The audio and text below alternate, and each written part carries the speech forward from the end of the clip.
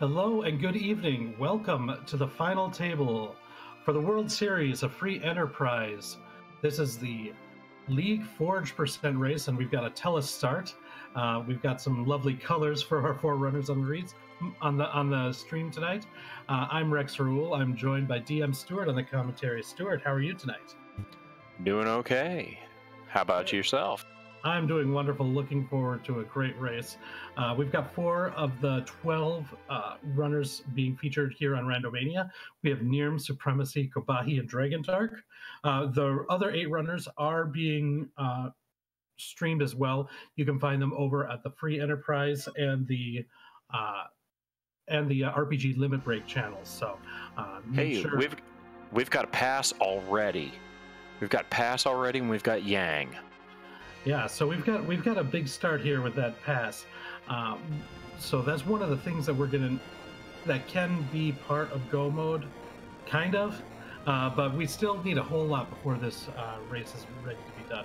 With just to remind a little bit, we're forging the crystal today. That's why League Forge percent. The forge is finding the adamant and the legend sword. We'll also need underground access to get to Kokol's shop to actually forge it into the crystal. So what are you looking forward to tonight, Stuart? I'm looking forward to. I hate to say this with our great runners here, but I am looking forward to as trolly a seat as we can get, and it's Edward in Baron Inn. So I don't think we're going to see people going after that. Well, maybe not at first, but I bet people will check it eventually, because that's a relatively quick spot to spike 2 bosses. But I think you're getting at least some of your wish here, starting with Tella. And Yang is not a very powerful starting group. Yang needs some work to be offensively powerful, and in order for Tella to be really useful, he really needs to climb out ordeals to learn those spells. And he needs quite a few Soma drops. Well, the Soma drops can really help too, but he just has bad stats even with once he learns all the spells. So I think people will be looking to get rid of Tella if they can. I know I usually do. So we see some people doing some shopping, doing some raiding of Baron at the beginning. Pretty standard opening play. We see life potions for sale in the Baron item shop. That's a pretty nice find early in the game.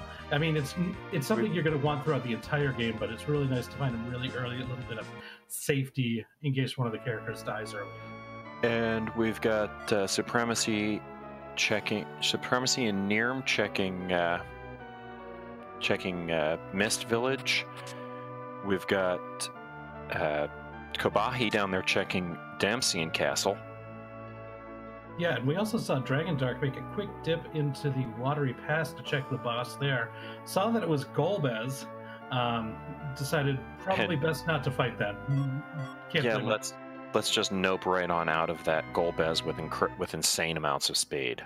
But had that have been the Mist Dragon, that might have been a big leg up that Dragon Dark might have had over the other runners. But not today. Not today. I'm surprised we didn't see someone check the Mist Dragon spot. Yeah, I think it's not as convenient. I mean, that Watery Pass check was right next to Damsian that Dragon Dark wanted to loot anyways.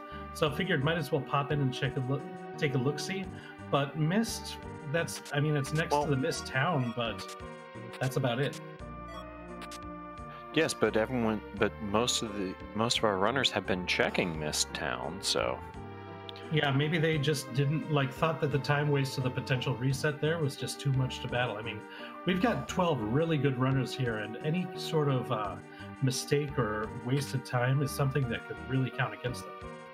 And we've got Kobahi. Oh, we've got a Kane on Mount Hobbs. That's gotta be Kane.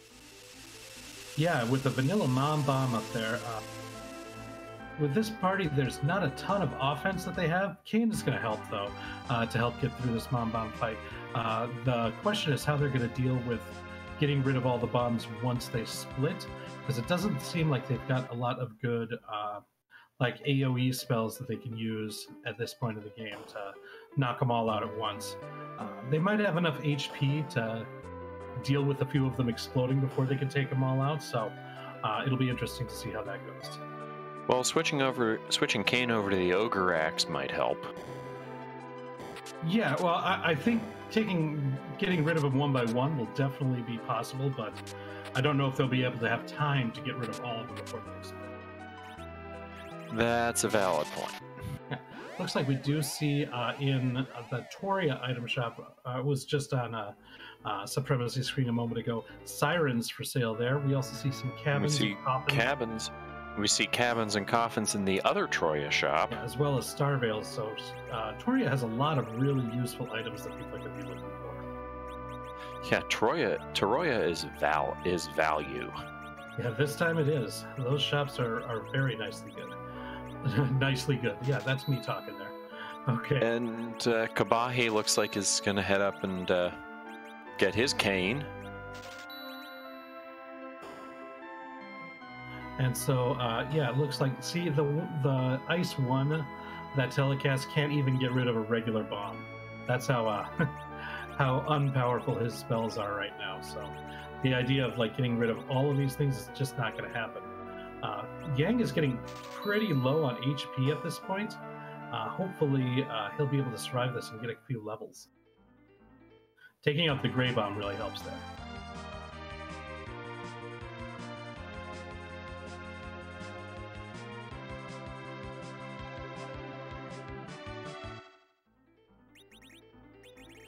I'm going to agree with our tracker there in chat, our tracker Moonblaze Wolf there in chat. This party needs Kane. Yeah, Kane would be a big help. And Dragon Dark able to get through all of those bombs without even any of them exploding. So I guess my worry was a bit unfounded. They were able to take care of it without a problem. So good job to Dragon Dark there.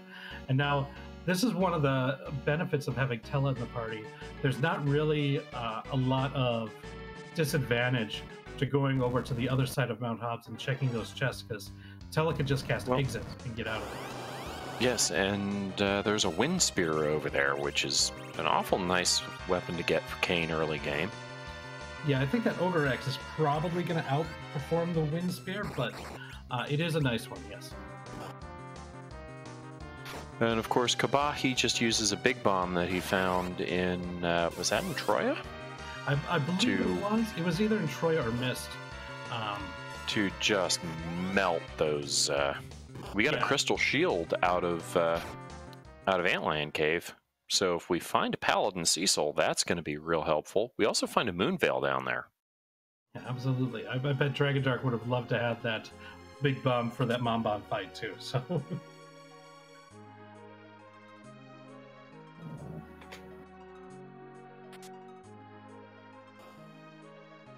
So pretty much everyone's doing the Mount Hobbs check. Yeah, I think they're just looking for a party member that can pack a little bit more offensive punch than Tela or Yang at these early levels. And finding Kane really, really suits that need.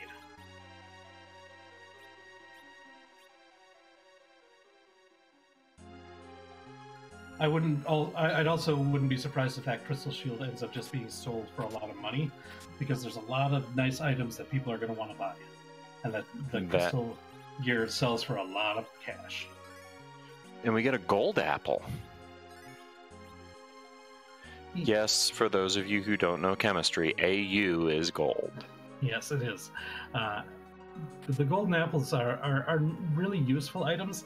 It'll be interesting if they decide to use it early on one of these party members, or if they wait to see who their final party members are going to be, and if they need to use it on like a Porum or a Iridia, if they're going to take them to the end.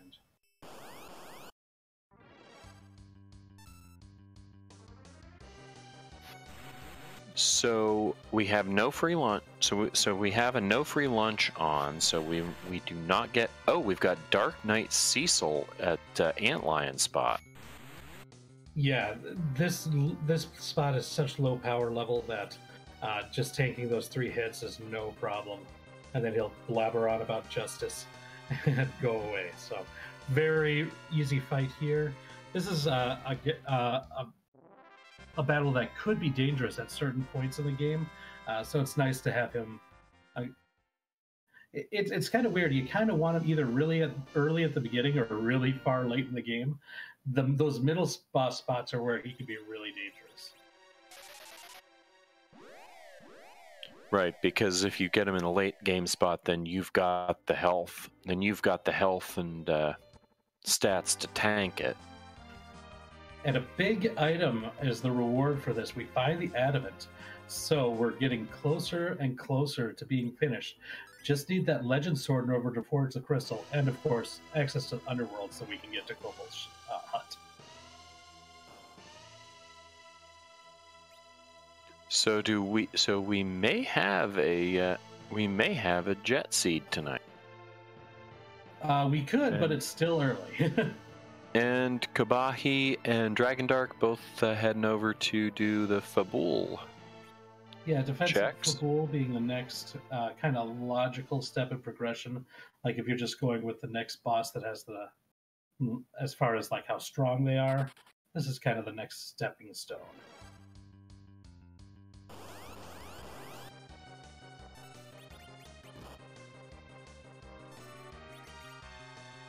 And even with Kane, don't know how confident these runners feel in being able to do enough damage to handle something like Mount Ordeal or the Baron at this point. And we have a Baigan at the defensible spot. Now, since this can be a difficult spot for Baigan, depending on what items you have. If you have more of the attack items, that might be kind of useful here. Those hands can hit for a pretty decent amount of damage. But it might also depend on how much equipment they found. Kane should be pretty well armored by now, and it looks like Dragondark is using Blink on Yang for defense. That seems to be a pretty smart strategy there.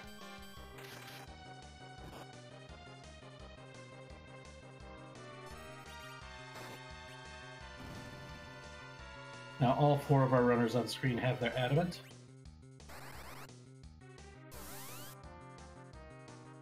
None of them did what I did the other night, which is forget to go to Antline.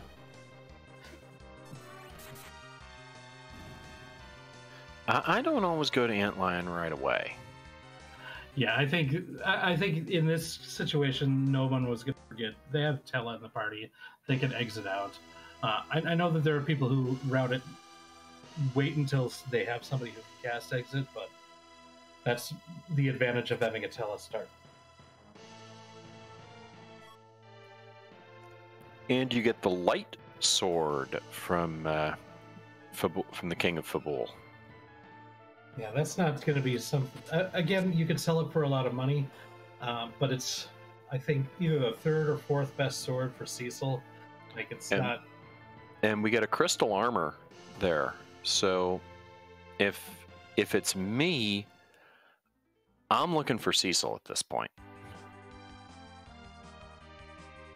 You know, there's some argument to having the crystal armor, but I think that's gonna. I think odds are most of the runners will sell that because the problem with the crystal armor is it protects against berserk, and being able to berserk Cecil is probably the best use of Cecil.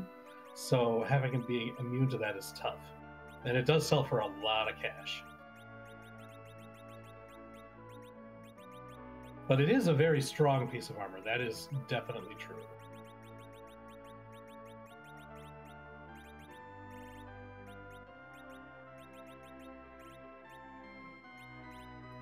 Well, and the runner's doing what you suggested. And selling off that crystal armor. Yeah, that immunity to berserk is a big negative spot in it. Now, had they found an Avenger, things might be different because the auto berserk that the Avenger gives goes through the immunity of the crystal armor, so you can use them both at the same time. But failing that, I think just selling it, plus that'll be most of the funds that you need for shopping for most of the run. It's worth so much money to sell. Well, I'm learning new strategies. Well, I learned it from watching runners such as these. So if you want to learn the best way to play this game, not only watch this race, but make sure you give all these runners a follow so that you can learn more about your game too. So just to give you an idea, these 4 runners all played in the fall league, the Highway to the Zenith Zone, and Neerrm finished 5th, Supremacy 9th, Kobahi 13th, and Dragon Dark 19th in that particular league. Other racers tonight on other channels, we have the number 2 and number 3 and number 7, 8, and 9, with the other tied for 9 finishers. So we've got a lot of good quality runners on this final table tonight. Absolutely. And we see both Neerrm and Kobahi just before Neerrm using a siren up on Mount Ordeals to summon 2 Liliths. This is a very nice way to get some experience really fast. This gets a bunch of HP and some stats onto Yang so that he becomes a bit more useful before tackling these bosses up the top of Mount Ordeals. Bosses like Odin. Yeah, they'll be happy to find Odin in that first boss spot. He'd be a lot scarier the second boss spot on Mount Ordeals than the first. And we did see Dragon Dark make that check in the demist spot, did not find the demist, so still looking out, but did find silk webs in Kaipo. Very useful item, especially for the last fight.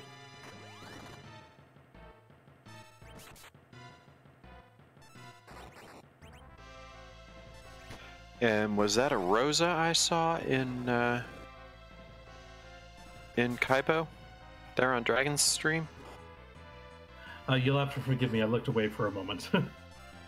Tracker Moonblaze confirms, yes, that is a Rosa. Yeah, that's why. That's why we've got it. Yeah, we've got the Karate Man in the back attack spot doing his trademark backwards kick around the world strategy. Very few can pull that off, but if anyone can, it's Yang.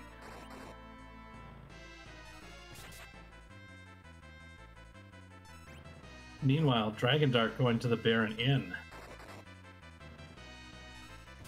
Fighting an Antlion, and wondering what the second boss is going to be.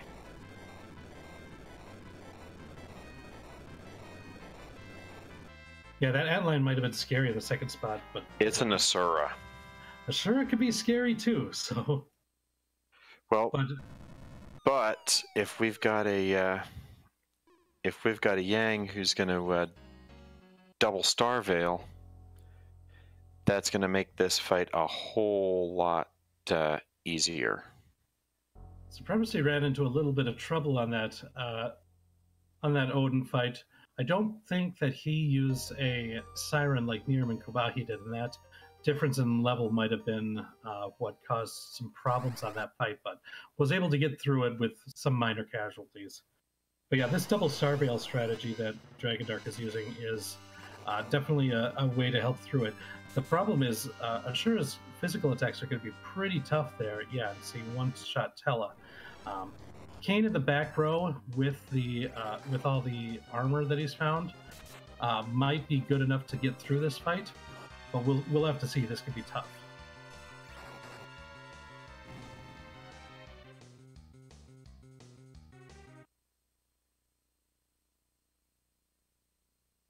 We see some chats chanting for the hook seed in the chat. We do see that the item at the top of Mount Ordeals is the hook.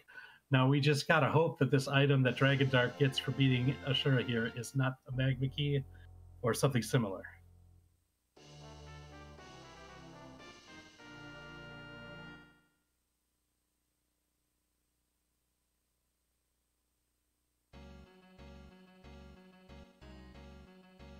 You see Dragon Dark also utilizing that blink spell to try to fight against Ashura's formidable physical attack. Getting a lot of use out of that blink spell, a very useful defensive spell. Another boon that an early Tella does provide. I can see early Tella is. I can agree. Early Tella is useful. Yeah, he's But his useful as a usefulness, support. but his Yeah, go usefulness, ahead. his usefulness drops very quickly when you figure out that he doesn't get any more MP. Yeah, he's also really good as a support character earlier. Without like a Stardust Rod, he's not really a good damage dealer earlier. So that's why this the Finding of Cain was really good for this party. Because Yang just gets better as he gets higher levels, but Tella, he gets pretty bad as the levels get higher relatively. I mean, Ordeals makes his usefulness extend a bit, but he's still not someone that you'd rather not take him to the end of the game. And Dragon Dark does drop a Sura, and let's see, he gets the Baron key, vanilla Baron key. Yeah, so we'll see if the. I'm guessing that the runners will probably take that bait and head down the Baron key route before dipping into Evelyn, but we'll see.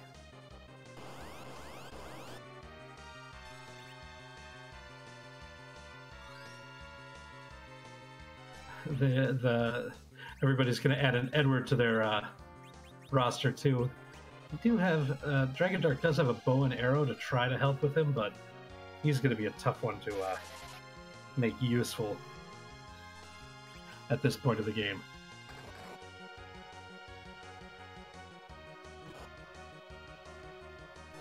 Another interesting thing is Dragon Dark did the Baron in first before doing Ordeals, and the other three did it the other way around. So that means any experience that Edward gains on Mount Ordeals, if that is where Dragon Dark goes next, is experience that he wouldn't have had for any of the other runners. So if the goal is to make Edward useful, Dragon Dark might have a slight advantage on that.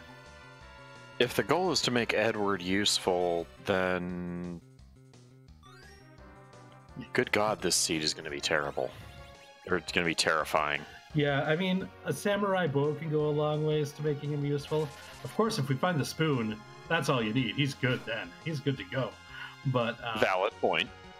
But you never know where in all the key item locations that one particular key item is going to be. And sometimes, randos are going to rando, and sometimes you'll find it right away. Sometimes you won't even see it. Now, see, I vote for Legend Sword in the Wyvern spot. Oh, that would be pretty good. I mean, the classic troll response is to have it in the dragon, the D-Mist, where D-Mist is hiding in the CPU vanilla spot. So, I mean, would love to have that in one of these big races, but... Okay, there is that as well. I mean, if I'm going to go for trolling, I'm going to go for trolling. So yeah, Dragon Dark does, in fact, head up to Mount Ordeals, going to fight Odin.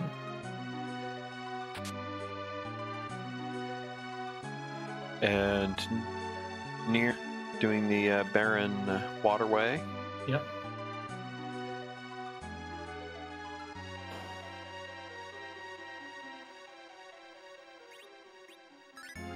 Yeah, we see 3 engage 3 saying Edward being useful to the Odin fight. Had some of those lightning arrows, and with Odin's weakness to lightning, that does help quite a bit on that Odin fight, without a doubt.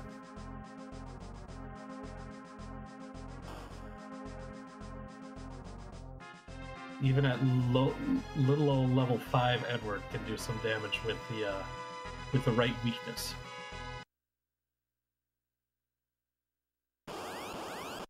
Okay, so now Neerrm is going to fight the first boss here in And it's Baron. Ruby. It is Rubicant. Yeah, this could... Well, we'll see. I think our runners have found an Ice Claw, so that could make Yang a lot more useful. Yeah, hitting for 1300, yeah, that's got to be an Ice Claw there. So I think that's going to be your main damage dealer here. The question is, can Tella get off this ice too before Rubicon closes his cloak. And he does. And so make short work of the Fiend of Fire.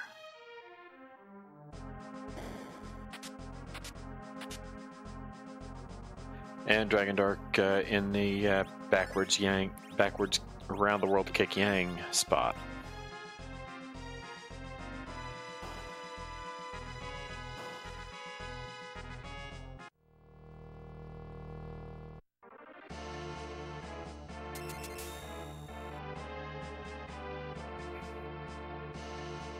And now we see a lunar boss in the second boss spot in Baron Castle. Let's see who is sitting on the throne. It's Plague. I think considering Mount Ordeals has already been completed, it shouldn't have too much of a problem with this, with Tella's spells. But going for a different strategy of killing Edward, bringing him back to life, and having Plague re-establish that count to not really worry about much, instead of just going all out at the beginning.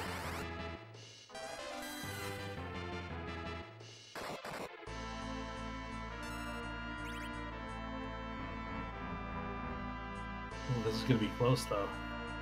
There's that second count. All right, Neerrm should have this one in the bag now.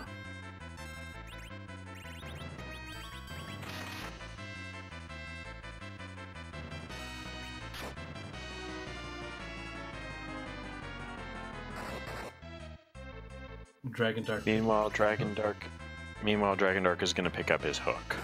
Yep. Catching up in one respect to the other runners.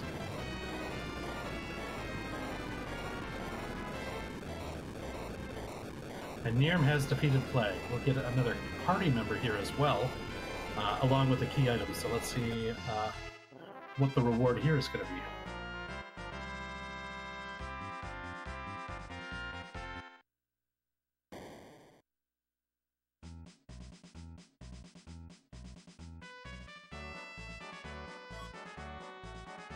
It's a foo. Yeah, there's a better Tella.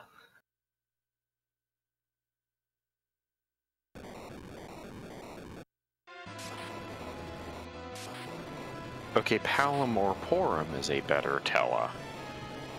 Well, in one sense. I mean, the fact that they both have jack-of-all-trade magic. Valid point. Who has better stats, more MP. And this is a Fusoya challenge seed, so... And the fact that they already did Mount Ordeals and Baron Inn and the Baron Castle, that's a lot of bosses down already. Who's going to be pretty strong right off the bat.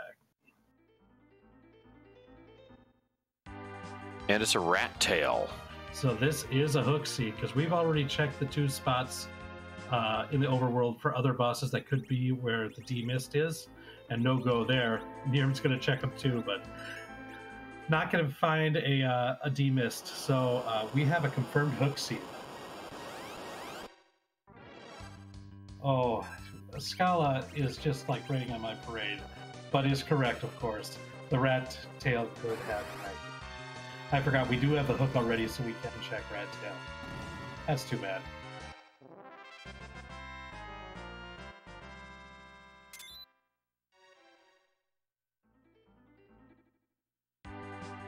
Undo my confirmation. I was too excited. I'm with you. I do want this to be a hook seed.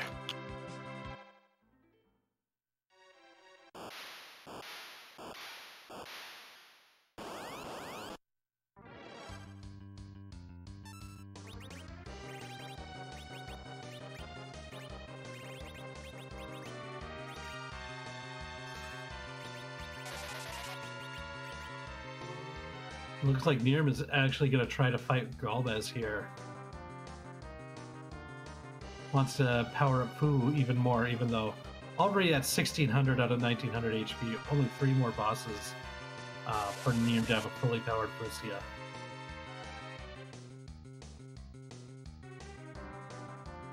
But it looks like Dragon Dark is making the dive into Evelyn. Not sure how far he's going to go at this point. Probably going to at least check the character, but might go even further.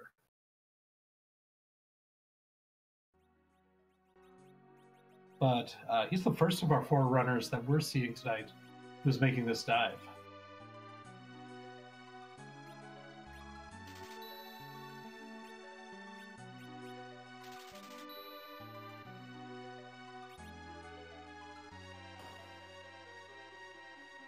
Well, I don't think it's bad play. It's a gamble for sure, but it could pay off. He won't have the advantage that anyone else who makes this play would have, which would be to have that Fusia in the party. But if the boss is beatable enough, they might be able to go ahead and take it down with just this party that Dragon Dark has right now.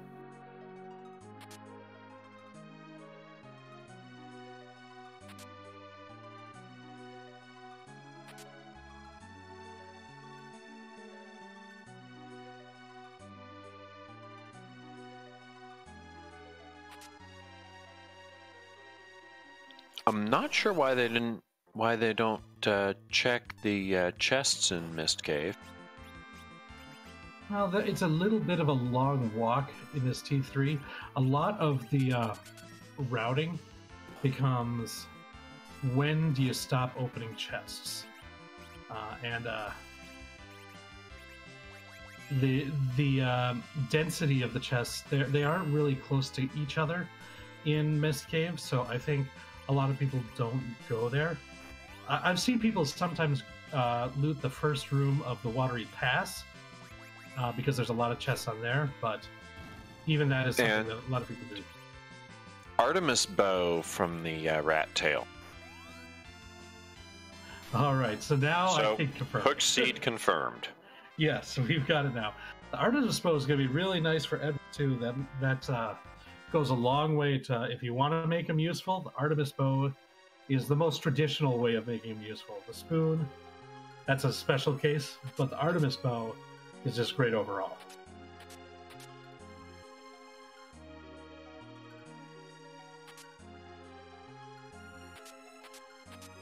So yeah, now Neerrm following suit with Dragon Dark, going to the Evelyn Cave.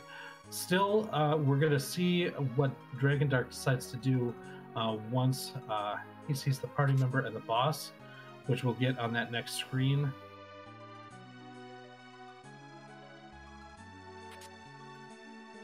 Oh, but he does want to loot this last treasure. Oh, Moondale's a pretty nice treasure too, so... Yes, it is a little unfortunate that he doesn't have a foo. It's a Rydia, and is that a King Eblin? It is. That is something that could really pay off in Dragon Dark's favor of making the play early. There is still one unknown boss in that King and Queen Eblin vanilla spot that could be difficult to deal with, but we'll see what Dragon Dark decides to do at this point.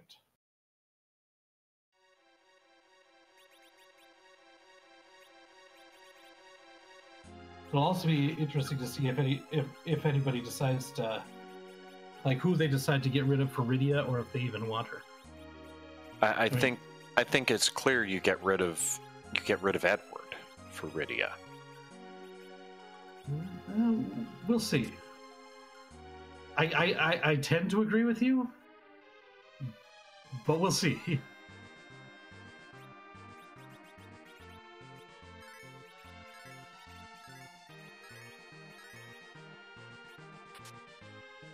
Yeah, Moonblaze will say by Tella. I could definitely see getting rid of Tella as well. There was an Odin summon available earlier, but I think most people sold it. It might have been yes.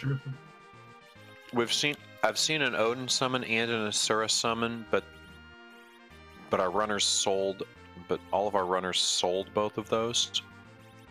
And Neerrm does make the play that you were thinking of, Stuart, and getting rid of Edward. Boy, Neerrm did keep both of those summons, so that's definitely going to influence keeping Rydia there.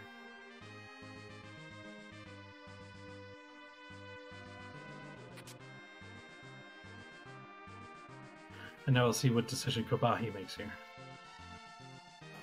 Well, Tella at least has the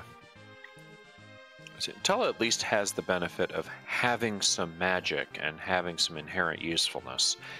Edward doesn't. Yeah, but I think the decision that Kobahi made of ditching Tella is Edward has more potential than Tella does, because if that spoon is found, Edward's going to be a lot more useful for a lot longer part of the game than Tella will. And as Moonblaze Wolf says in the chat, Edward could hold an Artemis bow. Tella could not hold an Artemis bow.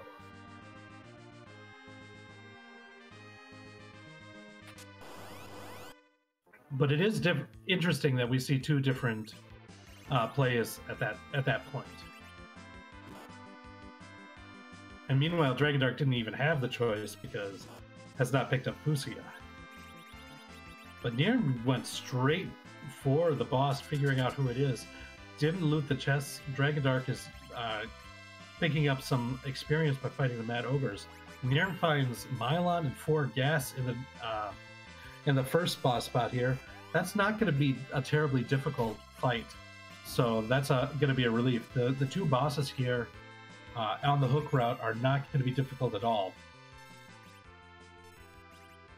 I will tell a story of I had to kill a seed at one. I had to kill a free enterprise seed at one point on the hook route because unfortunately I got Asura. I had Fu, but I didn't have wall, and I didn't have items that could wall. Yeah, the only other way to get past an Ashura would be to time it. You can manipulate her so that she always has the gray face, but that is a tough timing to get right.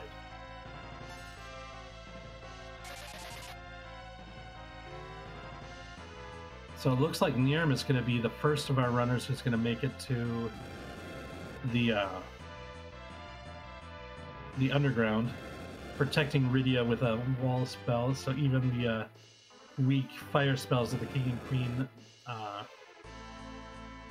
Queen dish out won't hurt the 30 HP Rydia.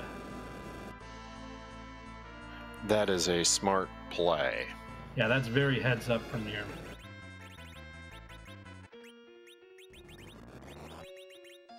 Well, there's a reason that he's one of the best at this.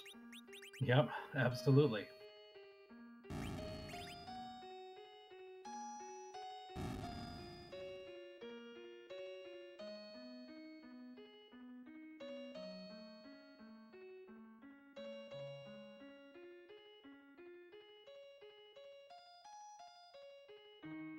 All right, and now that King and Queen Evelyn have disappeared, Neerrm is making his way to the underworld.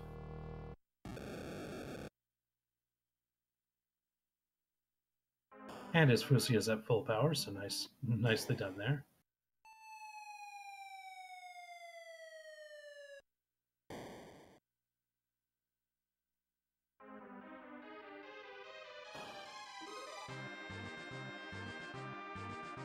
And so Neerrm gained some speed by doing it this way instead of doing the chess and fighting these other fights like the Stalemen that you see on Supremacy screen. And we had seen both Kobahi and Dragondark fight before Mad Ogres.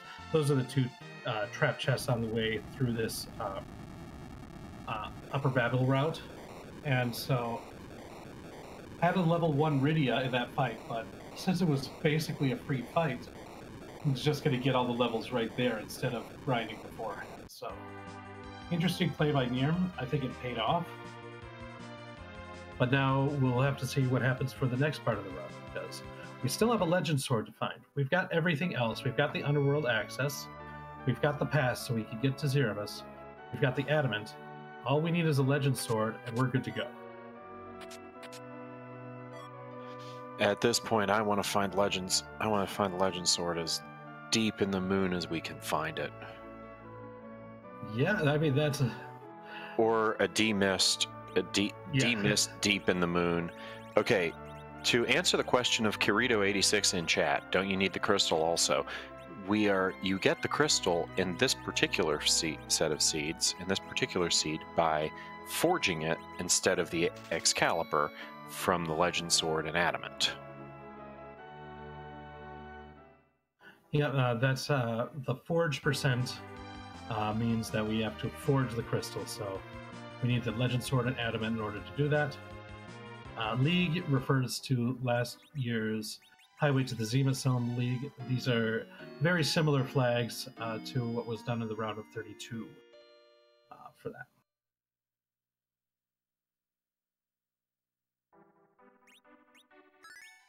Gabahi now getting past the King and Queen Eblin to be the second of our runners to make it to the Underworld.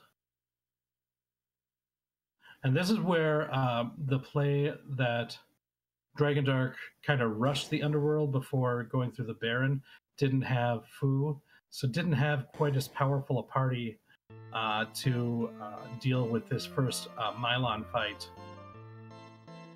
and just taking longer in order to get through here. And so that's kind of lost him some time in the end.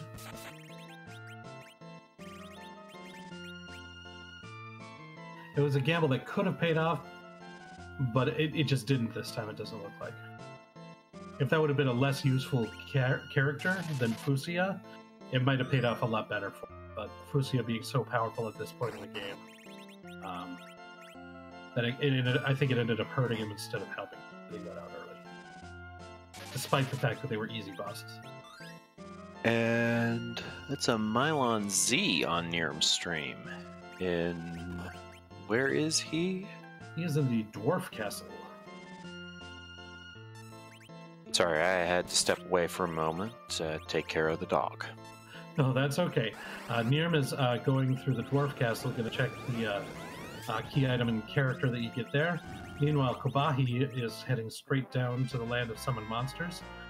There's a free key item in a chest and 2 bosses to check out here. And Neerrm has defeated Mylon Z. Well, it's not just that. It also makes Rydia grow up. Yeah, it does. It does a few things for Rydia. She gets her level 2 magic, her basic summons, and it's one of the Wonder Twins. I believe that's Porum. I never remember which one's which. That's why I call them the Wonder Twins.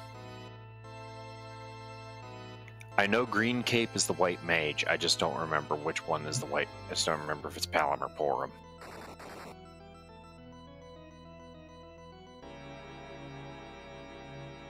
Looks like the Feymarch chest was just a defense sword. Well, I say just a defense sword. That's going to be pretty good for Kain at this point, because I haven't seen like a Dragoon Spear or a White Spear, so the defense sword is a pretty good weapon for him. Or a Gungnir. Yeah, I think I'd usually rather take the defense sword over Gungnir, but that would also be a decent weapon as well.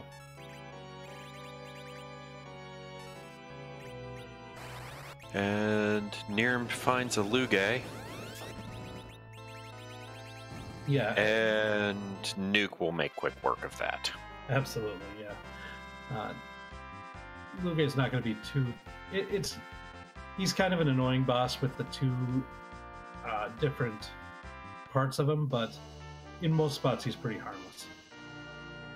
I think we're going to see I think we might see we're seeing a grind fight here on Dragon Dark's side. I think he might be looking at making this his final party. Either that or just wants to get a few levels to make the rest of the seed run really smooth. Looks like Kabai is challenging Bahamut at the bottom of the land of Supr. Yeah. Bahamut and then CPU. Yeah, I think those are both definitely doable. We'll see if they decide to fight both of them. Meanwhile, Neerrm's about to get a key item. Or potential key item. It's the Sand Ruby. And I believe we know that Rosa... We know that's a Rosa. We know that is a Rosa.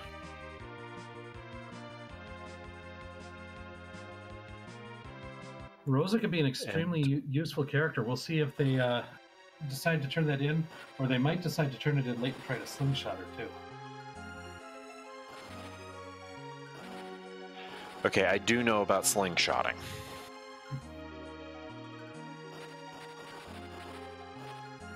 One of my the person that got me into randomizers and commentary and streaming in general is OPT Lawyer, who showed me about slingshotting not too long ago when he did it on a single one of those egg grind fights, or not an egg grind fight, a D machine grind fight with level 1 Cecil getting 56 levels in one grind fight. Yeah, the D machine is definitely the biggest slingshot that you can do, but you can do a decent slingshot on Gold Dragon's moon too. So we'll see if anybody decides to do that, or if they want Rosa earlier. Or if they want Rosa at all. So there's lots of different options.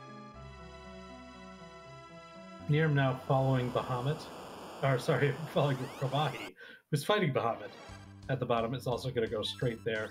Having both Fusia with access to the wall spell and a stash of star mails makes Bahamut pretty simple.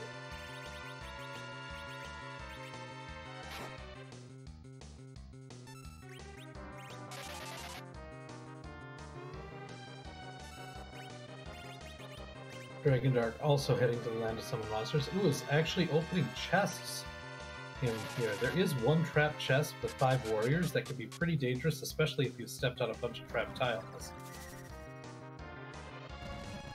Kobahi finds the pan from Bahamut. That's useful since they already have underground access. Is not going to deal with a CPU fight right now. Is probably going to go and smack Yang on the head with the pan right now, since that will get 2 potential key items from Yang's wife. Right. Well, yeah, you get a potential item from Yang's wife, or 2 from Yang's wife, and a 3rd potentially from the Sylphs with that KQ flag on. So this could be up to 3 key items on this play.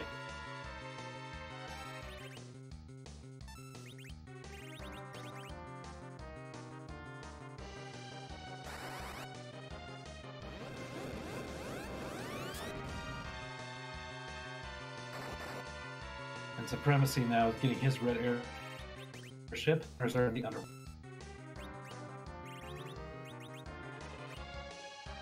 And much like some of the other runners, heading straight to the land of summon monsters.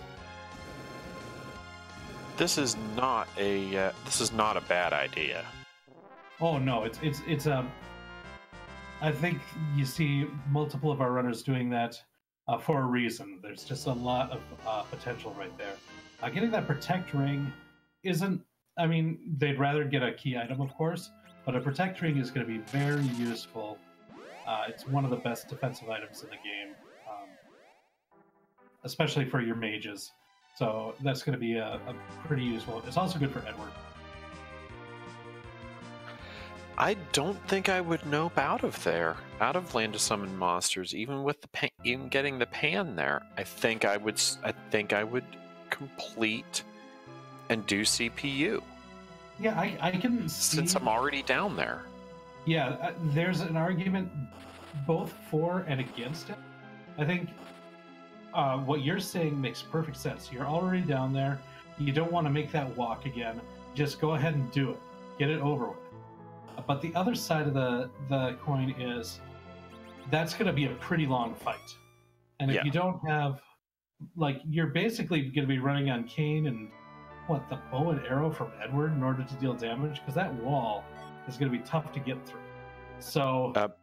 I did not see what Kobahi got there from Sheila. I believe one of them was the Magma Key. But I think the Dragoon Spear was the second one? Yeah, Dragoon Spear, yeah, confirmed from Moonblaze Wolf, our great tracker tonight. Okay, to mention to Magius, you're not going to get crystal from anything. You have to forge it. So it could be Legend Sword, but at the same time, we're hoping that it's not. The Dragoon Spear is definitely great, but I think they would have rather found a Darkness Crystal or a Legend Sword.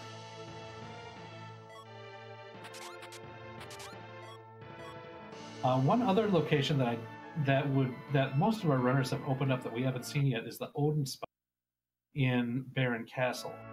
So that's another potential spot where a key item could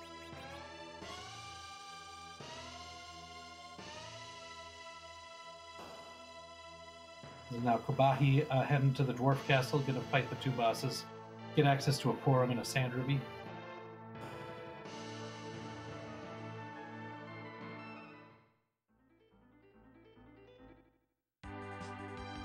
Okay, since Shala Kitty, who is our restreamer here tonight, was the seed roller, I wonder what that means for our Zeromus sprite.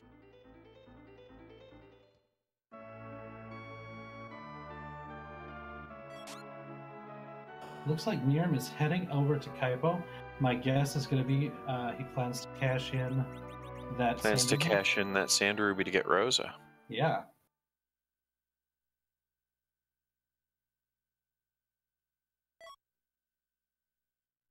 Now Neerrm had previously ditched Edward.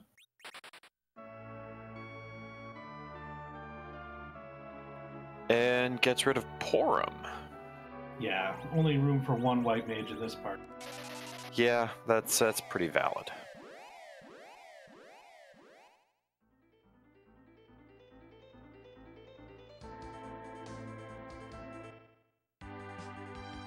So yeah, those eggs that we saw Dragon Dark fighting for a moment earlier were enough to get Rydia up to the point where she learned the virus spell, and so making use of that against Bahamut here. So that's going to make her offensive capabilities, even though we haven't found something great like a Leviathan or a Bahamut summon, even with the virus, she could do a lot more. Okay, I don't know. Okay, maybe this is why Neerrm is good and I'm not, but I don't think I would do Keyless Tower. Well, we're running low on places to check right now. If I had any other option. So I guess what Neerrm can do right now is either go up Keyless Tower or go and fight the CPU. Right. This is another reason why I would have fought CPU. Yeah, I mean, you can, like, I might be forgetting something, but I think those are the only spots that Neerrm has left. Odin. Oh, yeah, Odin, yeah, which I brought up. Wait. This is me forgetting what I just said, like, 10 minutes ago, so... Okay, and it's an Octomam. It's an Octomam in the Lugay spot. But one thing I just wanted to say, like, fighting that CPU might have been the right choice. But right now, it's all a gamble. Like, Neerrm has to gamble on one of these. He might be going to the place that he thinks that other people aren't going to go to, because that might give him an edge if this is the right one. Other people will take longer to go. It's a... It's tough. It's a tough decision to make. Like, any of the three of them could be the valid choice. We just don't know, and neither does Neerrm. But Neerrm might have an idea where the other people are going, and if he avoids that, then that might give him an edge. As it turns out, maybe it won't, because it doesn't look like our other runners have any interest in fighting that CPU fight right now either. So.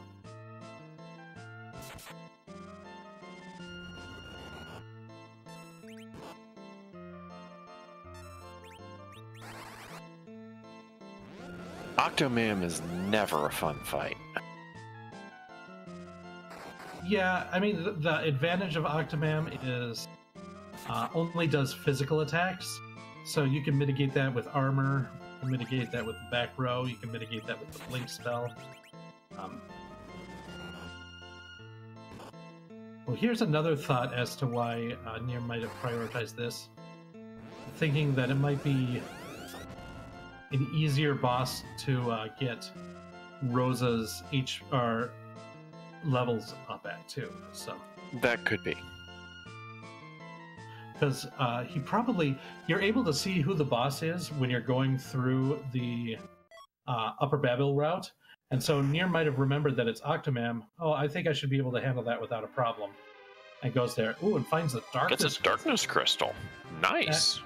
That is huge. Might be So this might be that edge that that I was mentioning before.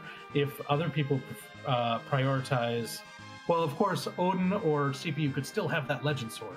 We haven't seen that yet. That's true. So it's basically either Neerrm could go to the moon and hunt for that legend sword, or could be way far behind if the other people decide to check CPU or Odin and find it there. So it's this makes this play really interesting. It really could pay off for Neerrm, but it really could put him behind too. So it'll be really interesting to see. Oh, it looks like Supremacy is the first one who's going to check that Odin spot. Ooh, And it's Kanatsu. That is a nasty boss to see there.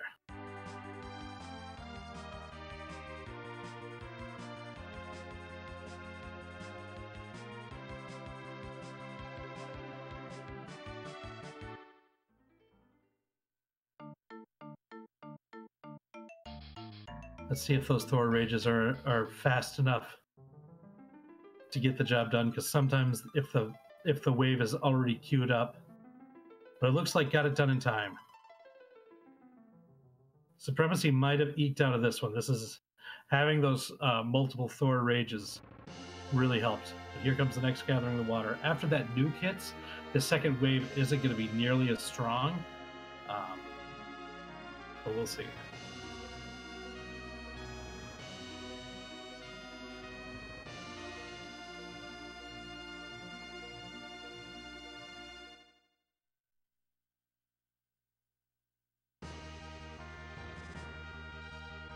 Supremacy putting on a clinic of how to fight Kanoz.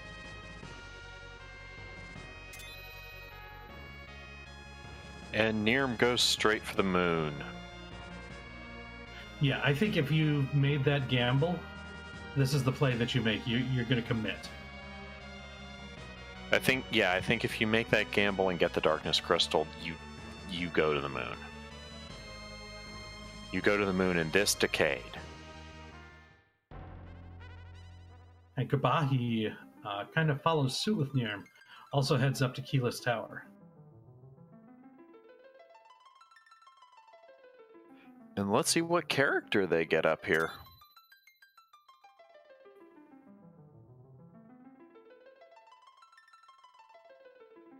It's an Edge. Well, that's an interesting choice.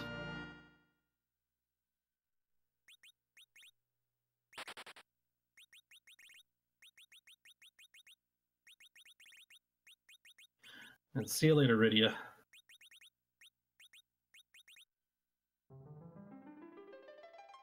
Yeah, I think I can see that because you don't take you take you definitely take Edge over a. You definitely don't need a black mage for the final fight. No, unless you're going to go like a full strategy, which I don't think. You've already got Kane and Yang, so you might as well use them as berserkers. So you don't really need to do full reflect strategy. And anyways, leveling up Rydia to the point where she learns nuke takes a long time. So I could definitely get behind this. As much as I like Rydia as a character, and I'd rather see her go to the end, I could definitely understand it.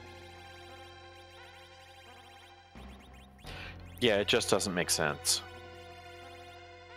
Oh, and I was watching that, so I missed what item Supremacy got from the Odin fight. If our tracker could, Moonblaze Wolf could let us know. It was a white spear. Okay, that's too bad. I mean, the Dragoon Spear that we got at the top of the from Sheila is. I mean, the white spear is technically stronger, but that extra damage against dragons usually pays off more than the holy element. The white spear, but I mean, it depends on which boss it is.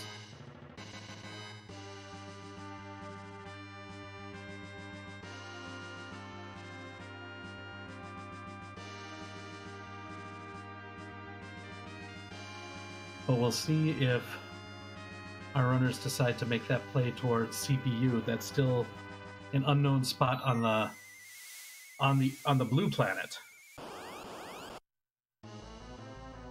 And this is Moon Boss spot number 1. It is the 4 elements.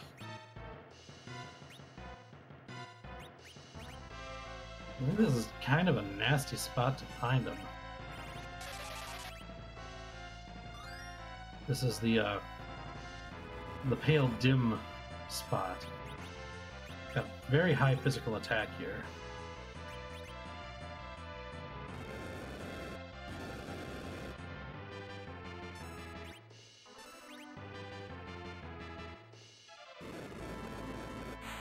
Dragon Dark picking up his Rosa.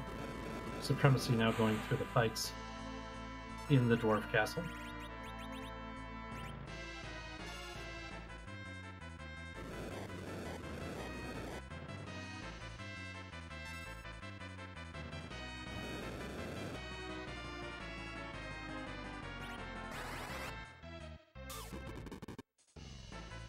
Sorry, I'm just watching our runners at strategy at this point. Get that ice 3 on the Rubicon spot, but didn't have enough gas left. Yeah, Neerrm nopes out of that. Yeah, that is a pretty tough spot for the elements there, that pale dim location. Probably, we'll see if he decides to go back there or wants to check some of the other spots.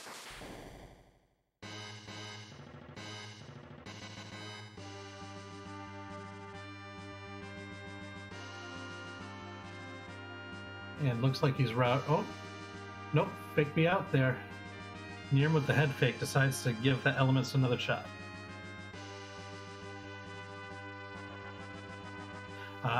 3 engage, 3 asking grind gold dragons and go back maybe. That is a possibility. The thought, I think a lot of runners kind of avoid that because that's 2 extra walks down the lunar subterranean that they have to make if they're going to do that. He had 1 star veil up the first time around, but looks like this time he's gonna... Yeah, now he's gonna reflect. Yeah, okay, so...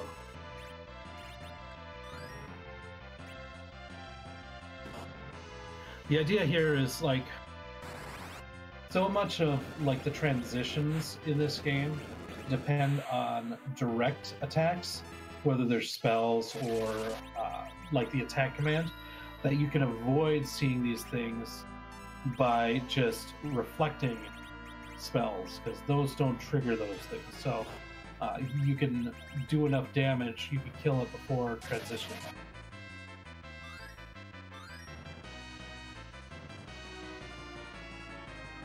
I hope my the way that I worded that made some sense. Makes sense to me.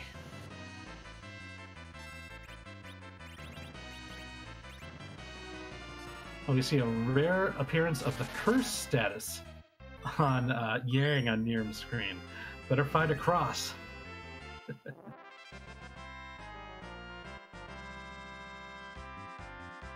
And there you go. See, doing enough damage on the reflect means that you can end this fight still in the Mylon Z part of it. Don't even have to see that Rubicon spot that was giving Neerrm so much problems the first time around. And it's a white shirt. Yeah, again, it's one of these pieces of equipment. They'd rather find the Legend Sword, of course, but at least it's a useful equipment. Putting that on Rosa or Fusia will be very nice.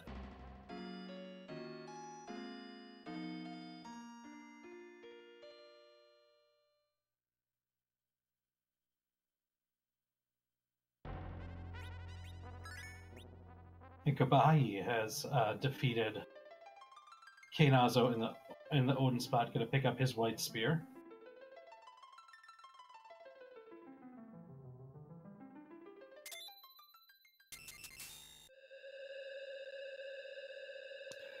And Rubicant in that spot has very little magic attack.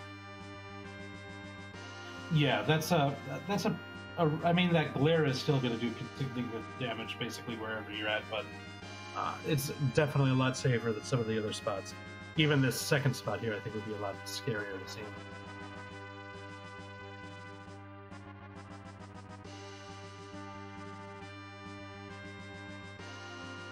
Now, Dragon Dark, having gotten a bit more levels now through this routing, probably doesn't have to worry about killing somebody off can just go all out on Plague in order to beat it.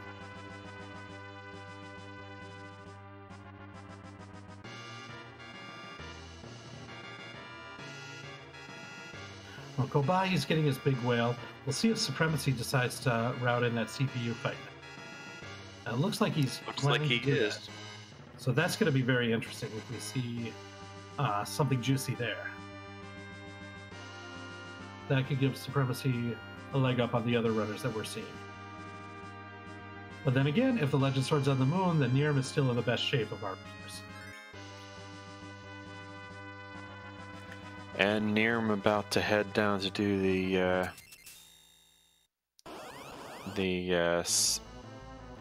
2-chest lunar boss fight. 3 Engage 3 was adamant obtained already? Yes, the adamant was found in the Antlion Cave. So we've had that adamant for a long time. And that is Megas Sisters. Yeah, this could be a pretty nasty spot for the Mega Sisters. Pretty fast. Lots of hit points. That Delta attack looks like, what, about 800 damage? That could be dangerous. The virus part of it's going to be the scariest one. Looks like did have some mute arrows for along with the Artemis bow for Rosa. The mute arrows do extra damage, I believe 4 times damage against the Mega Sisters. So that's going to help take them down earlier. And yeah, Berserking Rosa for that. Yeah, that makes sense. I think there's a couple of ways that you can take a fight like this. You can either focus all your attacks on the middle sister, Cindy, because she's the one that if you take her down, she can't revive the other two. The other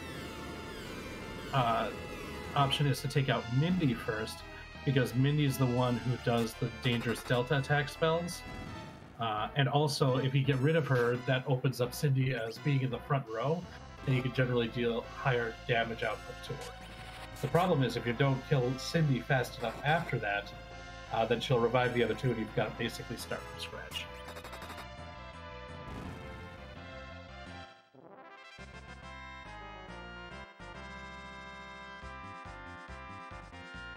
Well, minus whatever damage you've already done to Cindy. Yeah, of course. And that Meteor does tons of damage, so that helped out there. And Neerrm takes that fight down with ease. You get an Excalibur and a power vest. Yeah, that's going to be nice to have, but still not what we're looking for at this point.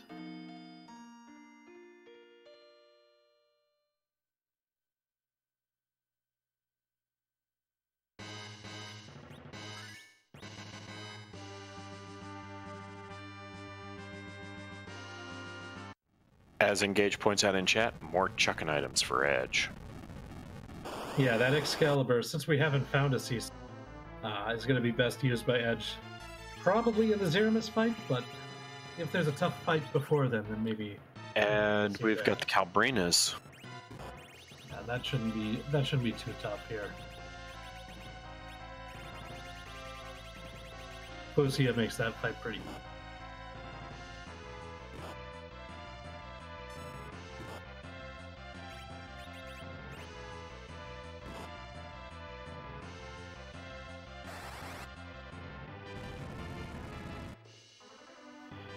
The one problem with the Calbrina fight is that everyone's got to do damage to all the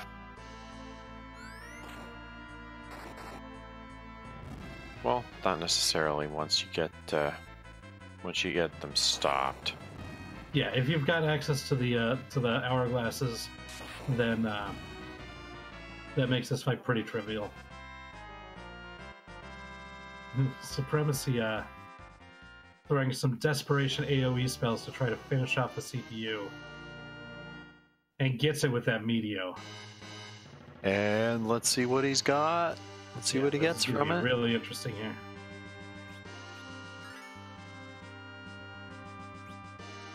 We get a Legend Sword. There we go. Legend sword from CPU. So Supremacy is on the right track here on our stream, whereas Neerrm and Kobahi are on a wild goose chase up on them.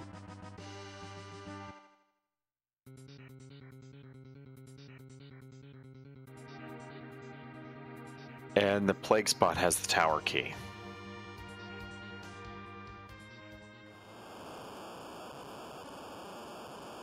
Now, Wyvern Spot. This is the Ogopogo spot that Neerrm's checking right now. Oh, I'm sorry, Ogopogo Spot. That's His Pale Dim. It's been 15 years since I played the vanilla game. Don't worry, I've got your back.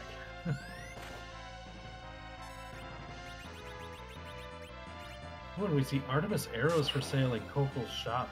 Very nice pickup for the final battle of Supremacy has his crystal. Now all he's got to do is grind get up, party, and grind up.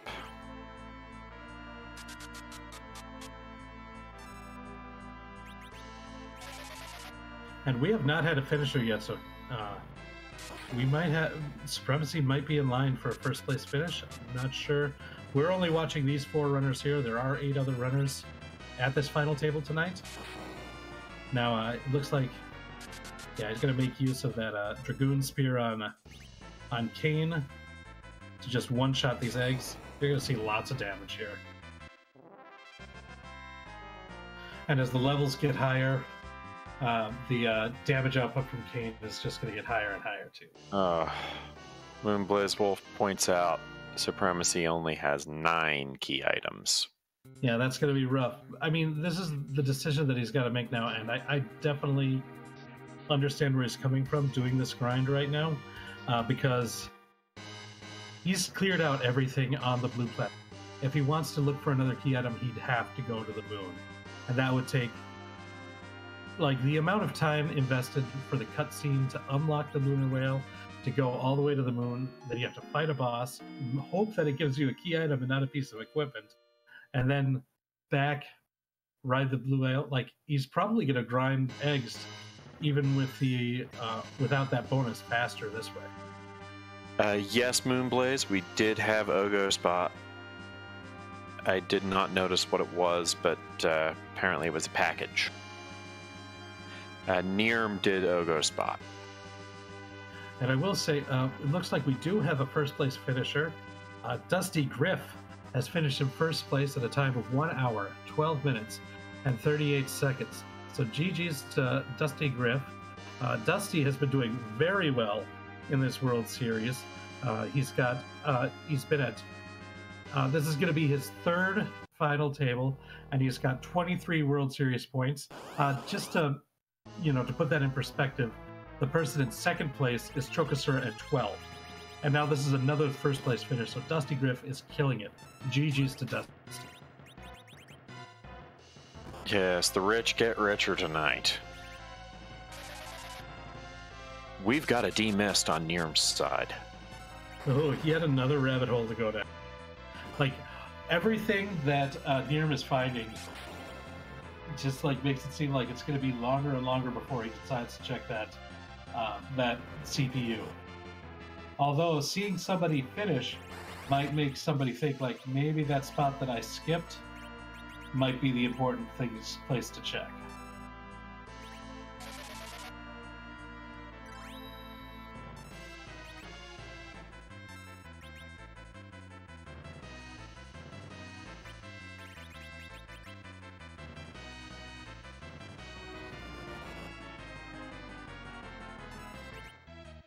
But it's hard in any case, because if somebody just finished now, it could be the item that you might be thinking the boss that I'm at right now might be the last one that I need to. Yeah. It's like making the decision of which place to check next. You don't know what the routing for these other runners are. I mean, unless you know the runner really well. And even if you can, they might be pulling out some crazy stuff for the final tables here too. That's true. So as we see these various runs going on, let's plug tomorrow and Sunday. We have more. We have the qualifying tables for next week's final table. Yeah, and that's going to be what's kind of referred to as the K1.5 reject percent. So if you like your Porums, your Rydias, your Edwards, your Tellas, and your Sids, tomorrow's the race for you.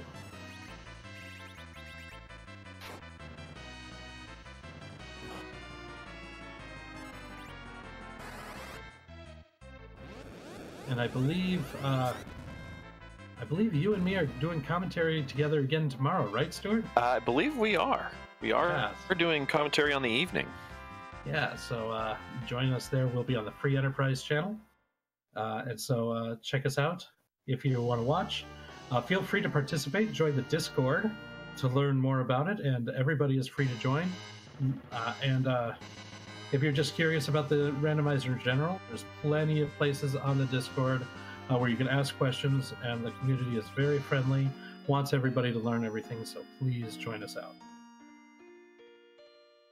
Oops. I hit the wrong randomizer command there. Oh, you did it for Final Fantasy 1. Well, they're a nice community too, but I like ours. They are, and I play that one as well. I do play that randomizer too.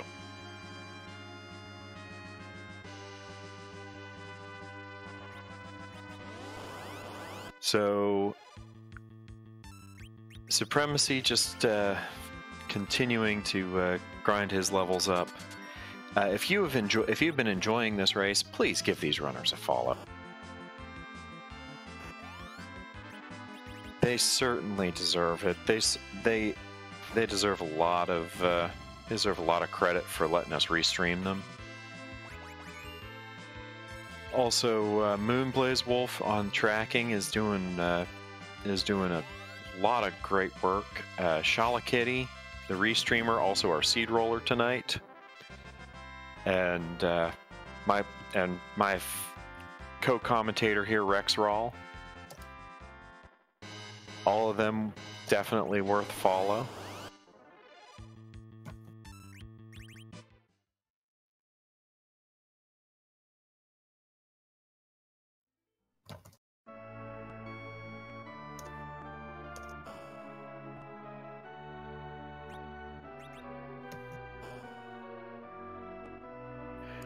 Neerrm is choosing to grind gold dragons. Yeah, Neerrm did find that that Earth crystal for another potential rabbit hole, but figured while on the moon, might as well do my grind right now. But it looks like Supremacy is heading up to Toria and is going to give this a shot.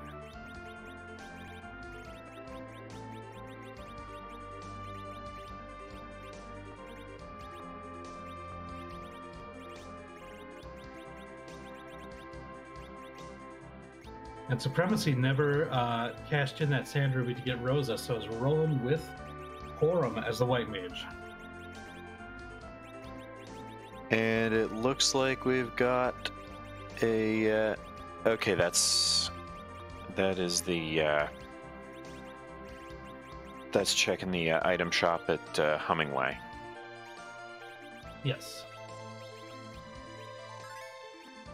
And it looks like we do have a second place finisher. Aizen Tayama has finished in second place with a time of 1 hour and 18 minutes and 56 seconds.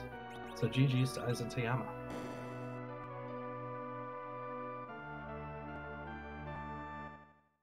And now we're getting Supremacy into the final fight. So now the question we have to ask is, whose butt are we going to kick tonight?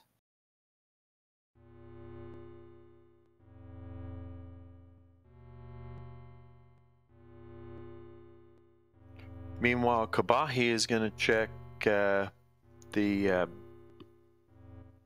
Bahamut spot. Yeah, we sadly we know that there is no value in Bahamut tonight.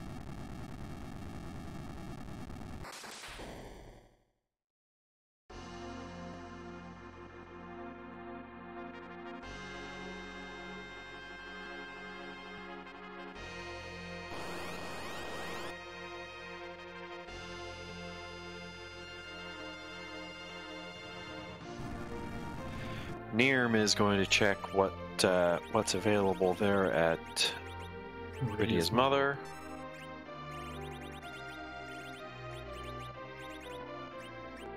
Pink tail. So Neerrm can get an adamant armor if he wants. We'll see if that time commitment is worth it for Neerrm. But here comes the transformation. And we get...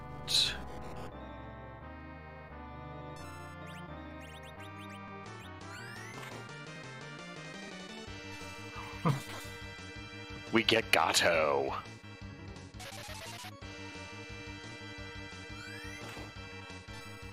There's some Chrono Trigger love there. It looks like Neerrm does find it worth it to pick up that adamant armor, so switches airships, gets the hovercraft, is going to cash that in. Yes, I am going to agree with Amazing Toaster on this. We get that's cool. We get 15 silver points at the end of the game.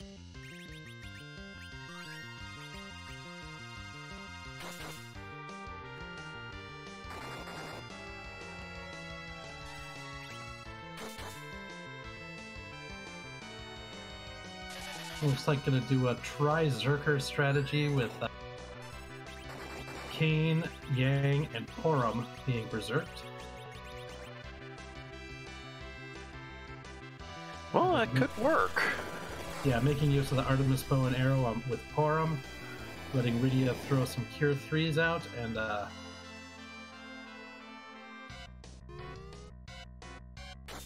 letting might be doing some hybrid strats with the Moon Veil there. So might see some reflected spells from Rydia and Fusia. Although Fusia is probably going to be mostly on the healing team this one. Looks like Neerrm's going to cash in that tower key.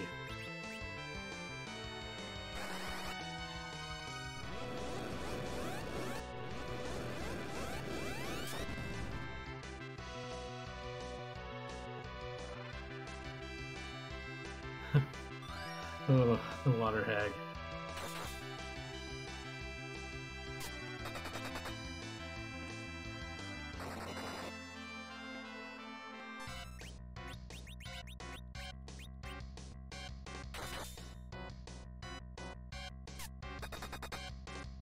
Yeah, this is not a fun place to find the water hag. Like, normally finding the water hag means it's going to be a fast fight. At this spot particularly, water hag is a slow fight.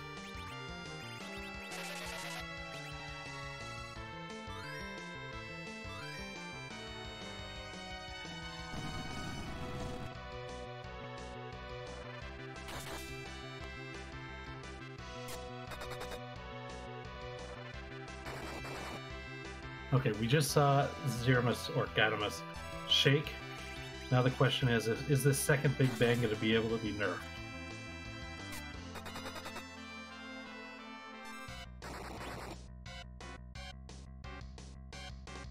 Because if it's not, then this is going to be a really tough situation to get back from.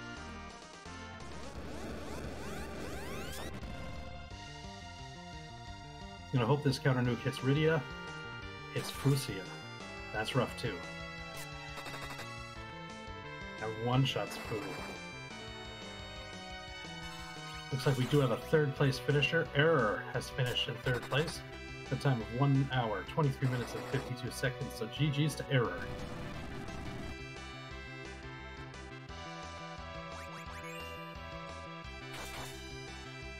Looks like we get another shake, so that means that we must have tripped the phase into the next phase for Zeramus.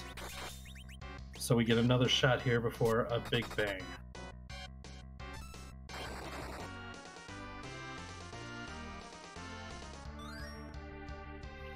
But we're still in a bit of a tough spot if there is a full card Big Bang.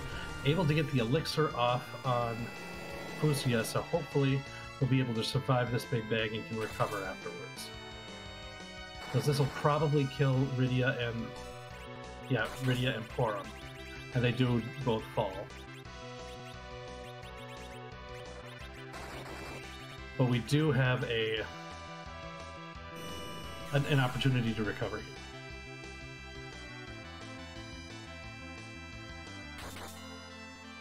There's the black hole, so now Kane and Yang's Berserks are going to wear off. They'll get one more attack in. And Neerrm gets a spoon. Yeah, we'll see if Neerrm wants to re-get Edward to make use of that. Who says he ditched it. All loaded his moon save. Okay.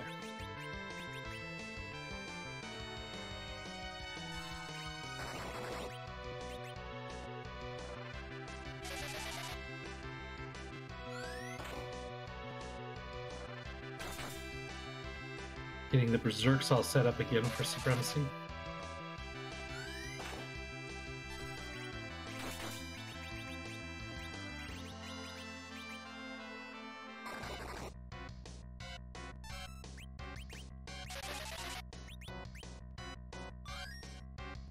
And looks like it's going to have time to get a Cure 4 offs. Yeah, and I'm going to re-Berserk pour him again, so... Seems to have recovered. Rydia, on the other hand, might be taking a nap for the rest of this fight, but Supremacy now has recovered the Meteo phase. Meteo phase, which means he's almost at the end. Yeah, so this was a really this was a really well recovered fight for Supremacy.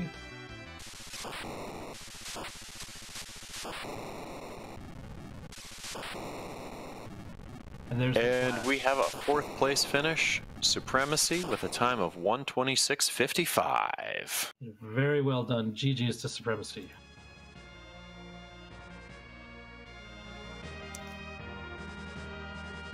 And we'll see if Supremacy wants to come in and talk to us.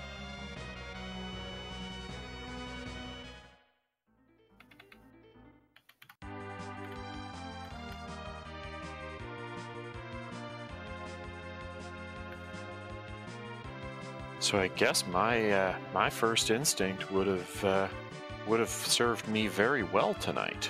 It would have, yeah. That play that you were definitely on the let's kill the CPU bandwagon. That would have been very fruitful for you.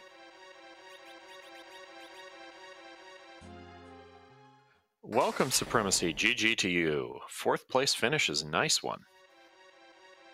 Oh, thank you very much. So you were able to avoid going to the...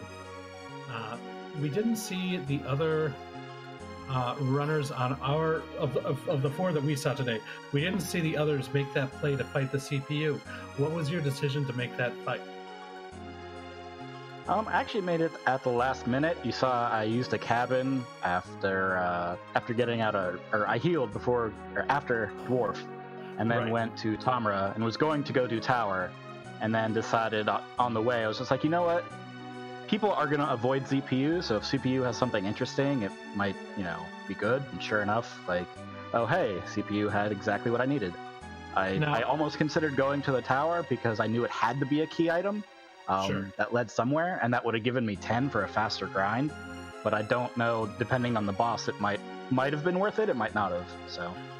Now, my co-commentator, DM Stewart, was really being disappointed with people for not fighting the CPU earlier. Why do you think people were avoiding it? It's just a long fight. Like, it's not a fight that you're really in danger of losing to. It's just one that, because you have to deal so much damage to a back row and you can't really use spells, because if you use Quake, you'll just get Globe 199. It can be quite a slog to get through, but I realized, like, hey, wait a minute, I have Meteo. I really only have to do, like, half of its health with Kane, because I knew that the rest of the party wouldn't really be doing a whole lot of damage. And I got a few lucky crits on Kane, so I was able to just Meteo it down. Although I scared myself with that last-minute Titan, and thought, oh crap, if the Meteo doesn't go off and it hits Fu, I could wipe here. Yeah, that was really close at the end, but it was well done. Now, if you give me a moment, Kabahi is down there fighting CPU right now. To me, it's just a matter of you're already down there. It's a long walk down there. It's a long walk back to get it. You may as well just go through the slog, finish that one fight, and not have to come back ever. That's a very good point. At the other time, that fight could easily take you 5+ minutes, and if it ends up being a white spear or more cane gear that I didn't need, then it's a big waste of time where you could have probably gone up the tower, gotten the item, and then gone on to continue whatever the chain is. And we just saw Kabahi use a different strategy on that, using the reflected float to make it so that the attacker is immune to a quake. So that's always an interesting strategy on the CPU. So you also had a pretty good recovery there in the Neerrm fight. Were you nervous at all, or did everything time out the way that you kind of expected it to? The only time I was nervous was when I had to get that elixir off on Fu before the Big Bang came out, and that was a clinch moment right there. I wasn't sure if that was gonna get off in time, but thankfully it did. So the fight was pretty okay at that point. I could have gotten high rolled really bad on a Big Bang, but when you have like protect rings and stuff equipped, you don't really count on getting hit for over 2k. Yeah, the only time that I thought you might have thought it was a bit touch and go was when that counter nuke one-shotted Fusia. So... yeah, that counter nuke was brutal. Once again, GG tonight. Are you going to be playing in the qualifiers for the reject percent tomorrow? We'll see how I feel when I wake up. I haven't been actually feeling all that well today, so I'm glad I did as well as I did. I don't actually think I made a whole ton of mistakes during the race. My routing could have been better, obviously in hindsight, but I'm not. I will say you were I believe the last of the 4 racers that we saw today to get to the underworld, but you're the first of the 4 that we saw to finish the seeds. So make of that what you will. Interesting. Did everyone else just skip Baron, or did they just go hook right away, see that the boss was free, and just continue on? Dragon Dark skipped Baron. The other 2 did complete Baron as well. Okay, so Neerrm skipped all. Out-executed me. Neerrm skipped all the chests in Evelyn and went straight to the boss and everything like that. So did not fight the Mad Ogres or anything. That makes sense. The gear was so bad at that point. Like, I think I had a wind spear and a fire sword for Kane, and that was like my only damage. But ooh, wow! If Dragon Dark skipped Baron, that means he never got Fu, so that's rough. Yeah. So Kabahi and Neerrm were able to overtake him during the Mylon fight because he didn't have as much firepower. Yeah, it was interesting to see the routing differences once the Underworld came out, and the fact that Dragon Dark made that dive earlier than everybody else. It was actually a really fun seed over, which I think. I want to thank you for being in this position and being okay with letting us watch your race. Yeah, thank you for volunteering to commentate. I know we're always looking for more volunteers to help with Restream, do commentary tracking. You folks are all very much appreciated. All right, and good if you decide to do any races this week. All right, have a great rest of your evening. Take care, Supremacy. GG's. So that's Supremacy, the first of our 4 featured racers to finish. We do have a couple more finishes. Chokosura has finished in 5th place at a time of 1 hour, 33 minutes, and 17 seconds. And shortly behind, Rivers McCown. Rivers McCown in 6th with 1:34.20.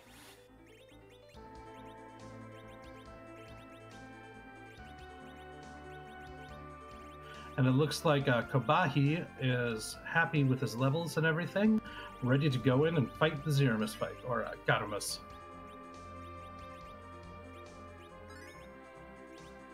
Neerrm also making use of Meteo against the CPU.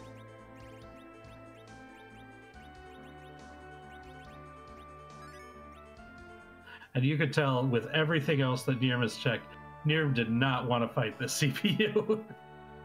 Yeah, Neerrm was doing everything he could not to. And now he's probably kicking himself for it.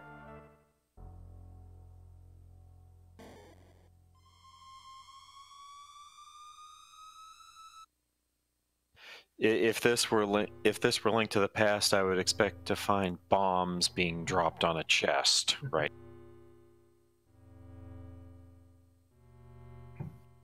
Yeah, in this rando, the only thing that you can do to express frustration is to just hit that R1 and rotate your characters all as much as possible. And sometimes you just do that whenever you feel like it, no matter what.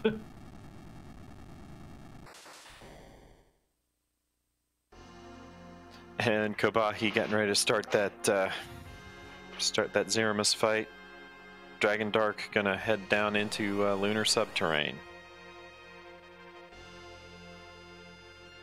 And the crystal has been forged on Neerrm's screen, and there we see those characters flashing very quickly for a moment there.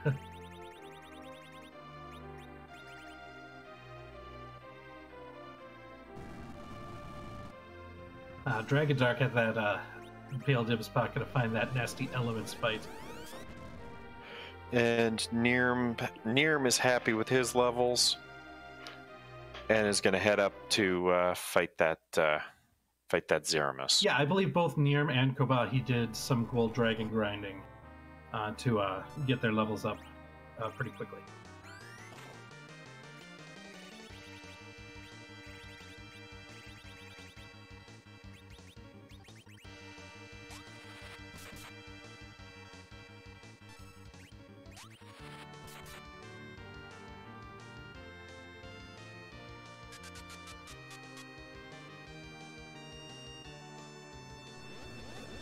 Kobahi might even go up to 4 Zerg. We'll see how many, if he wants to commit Rosa to the Berserk strategy as well.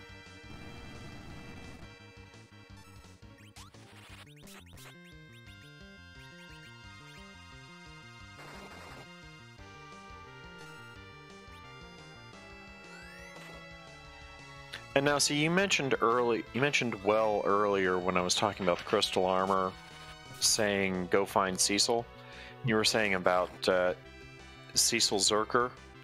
I never use Cecil Zerker because I like that cover too much. Cover is really nice. However, it's not really going to help against Zeramus, because Zeramus does not use physical attack. In other fights, that could definitely, like, put Cecil in the back row and let him cover people is a viable strategy to get through, especially boss spaces that have very high physical defense, like that Pale Dim spot, like the King and Queen Evelyn spot, the Ashura spot. That can definitely get you through there. And so the crystal armor is very useful in places like that, without a doubt. We have a 7th place finisher. We have Night Dew finishing 7th place with a time of 1:37.09.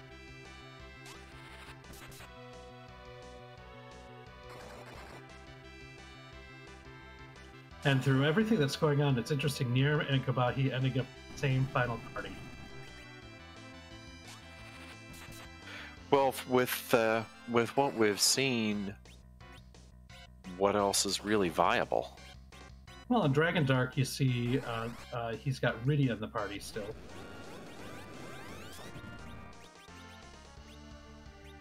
And Supremacy rolled with Porum and never cashed in that Sand Ruby to upgrade, upgrade to Rosa. Side grade, at least.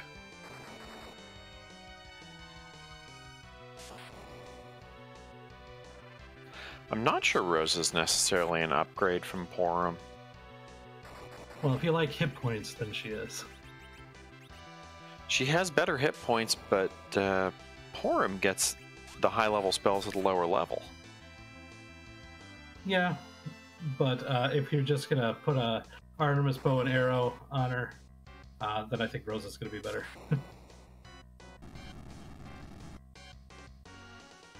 It depends on what you're going to use her for sure. Also, if you want somebody who learns exit without having to go through the Tower of Zoth, then Quorum's better there too.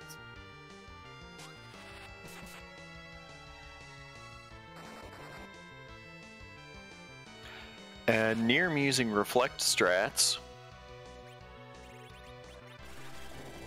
And Edge is going to throw a spoon. Yeah, I think this is going to be a really close finish. Yeah, Moonblaze Wolf in chat agreeing with me there. I've never been able to figure out how to make the Big Bang nerf strats work. Yeah, the first one is really easy to do, because as long as you get the anything that produces a counter nuke off, it'll be nerfed.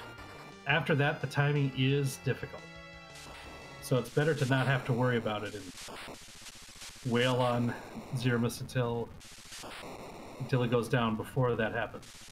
It looks like we have a flash. We have a flash over here. Kabahi has finished in 8th place. The time of 1 hour, 40 minutes, and 57 seconds. GG's to Kabahi. And we'll see how closely Neerrm finishes. So I think it's going to be pretty quickly. Yeah, I don't think Neerrm's going to be very far behind. Because Neerrm's in medio phase. GG to you, Kabahi. Welcome. Thank you. I knew that was going to happen. You knew what was going to happen. As soon as I was leaving Oath thinking, man, there's only CPU left. It can't be CPU. Like, I even thought of doing it when I did Bahamut, and I'm just like, nah, I'll leave it till later. CPU's annoying. See, I would never nope out of there and not do the other boss, because it's such a long walk back.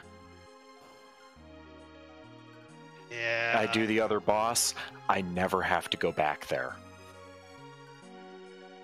You know, hindsight, I should have, but, you know, at the time I was just thinking, I hate CPU, it's annoying, it's going to take a while.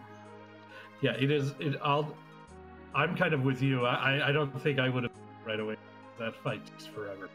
But, yeah, Stuart would have had it this time, that's for sure. As long as that fight would take, and I know it takes a while, the walk back is just so much of a pain that never having to go back down in Feymarch is worth the long fight. Because sometimes it'll work. Sometimes, like this seed, it works. If it doesn't, okay, I've lost the 5 minutes that fight takes. But if it works, I don't have to take the 10 minutes that it's gonna, the 10 minutes or so it's gonna take me to walk back down there. It doesn't take no 10 minutes to walk. It's like 40 seconds. But where am I? But where am I coming from? If I'm coming from the moon, yeah, that's gonna be 5-10 minutes to get back down there from the moon. I agree that it's nice to take out both bosses at the same time, but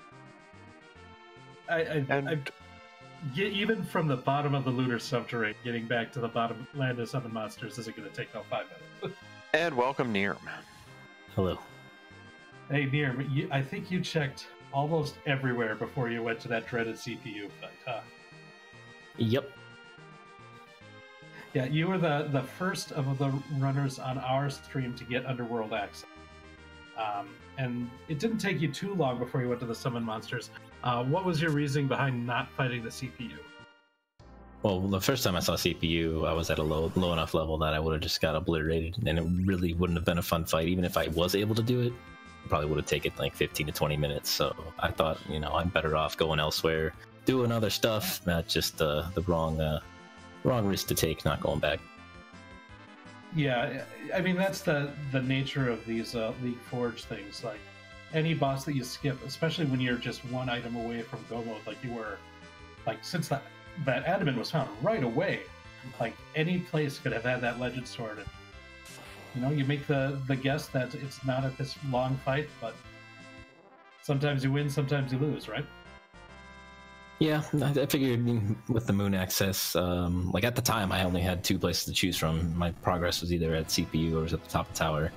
And unfortunately, little did I know, the progress was actually at CPU, but top of tower was just a darkness crystal chain into everything. So once again, bathed by the moon. Yeah. I believe I still have both you and Kabahi here. Are the two of you, either of you, going to be playing in the qualifiers tomorrow or Sunday? I might be joining in on the ones tomorrow. We'll see if I'm busy. Sunday, I'm probably busy, so I probably won't get to play in. Not sure. We'll see. Probably. Okay. Any final thoughts about this seed itself or the League Forge flags in general? I'm pretty happy to get into the League Forge flags finals. I feel like this is the most, I guess, standard flag set that we have. That's typical of the races that are normally run.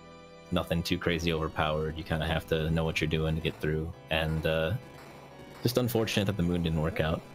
But, you know, it was actually a really, really interesting seed. A lot of normal progression was on the moon with your tower key and your earth crystal, and then Twin Harp was behind earth crystal. So you really didn't have a lot of options. You kind of got pigeonholed into doing different things, and it was an interesting seed for sure. Well, and to be fair,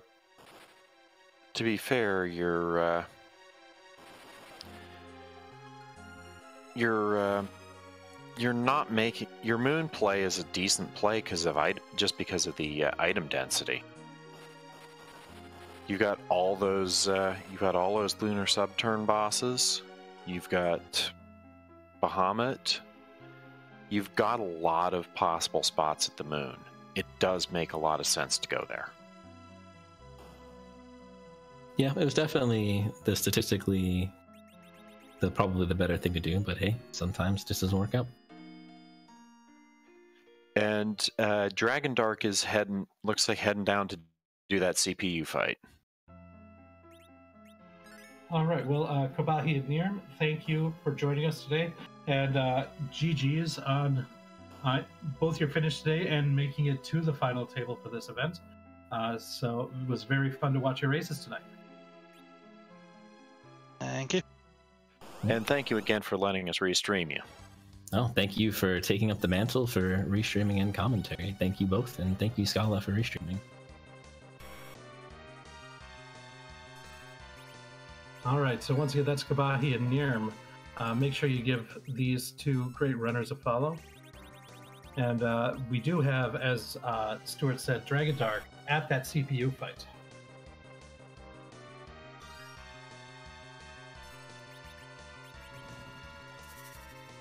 And Dragon Dark seems to be at pretty high levels now. Probably not going to need to grind after that. Just going to be able to go ahead and defeat the CPU and then forge the crystal and head straight to Zero Misses my guess.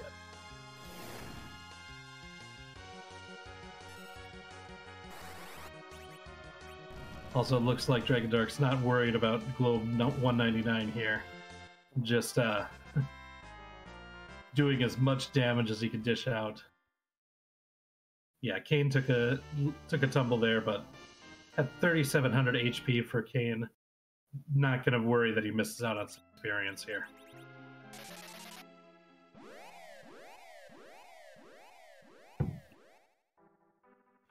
And sometimes the gamble works out, and sometimes the gamble doesn't work out. And it's unfortunate when it doesn't.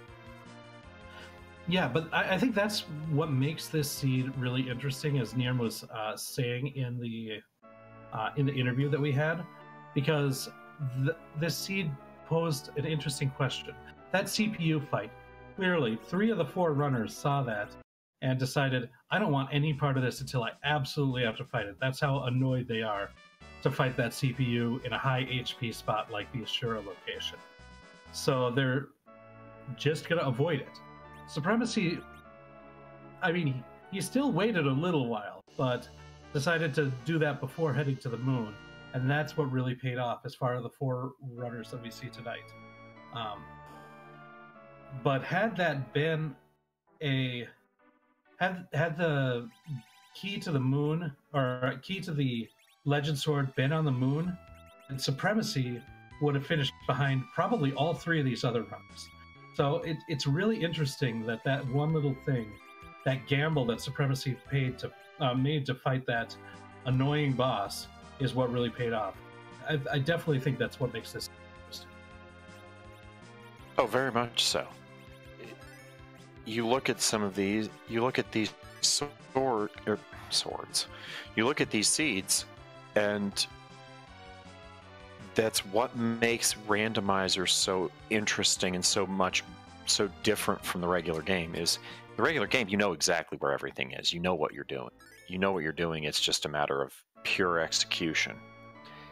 But in these randomizers, you've got to make intelligent routing decisions at all, basically from the word go.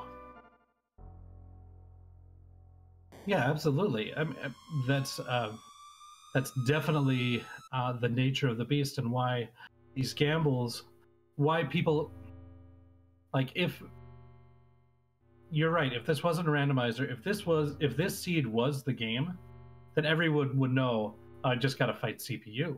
That's the only choice I've got. But here we see CPU. Now, had that CPU been Dark Imps instead, then everybody would have just said, oh, that's no problem, take care of it. CPU is a really interesting one because, as we heard on, I believe it was when we talked to Supremacy, that it's not even at the lower levels, it's not really all that dangerous, but it is really long. It takes a long time in order to defeat it. So that was the only thing that was keeping people from trying it, was that time loss, rather than like an actual threat of being defeated. Well, Supremacy's levels were really low. Might have been there too, but still. By the way, we have a 10th place finisher, Zyrak, in 1 hour 50 minutes 52 seconds. And Dragon Dark just entering in the transformation into the final form, so we'll see Gadamus here.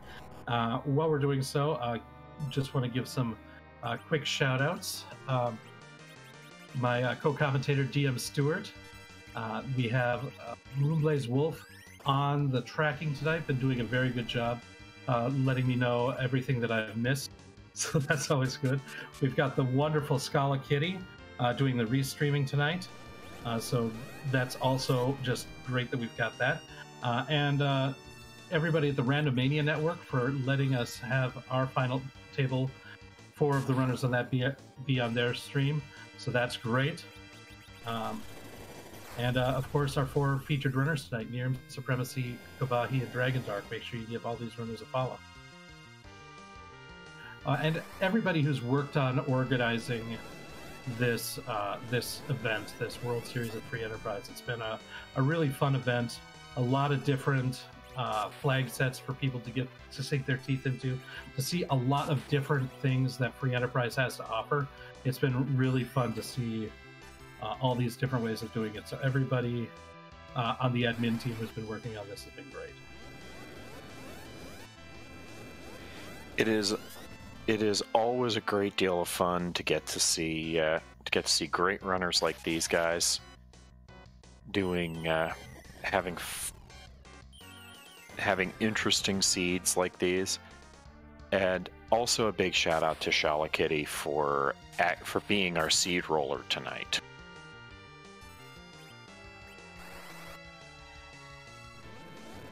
So in Dragon Dark's final fight, get to do a little bit more hybridized strats by having the extra nuker in Rydia in this fight, so get a lot more reflected spells along with the Berserking of Cain and Edge to do just like an onslaught of damage.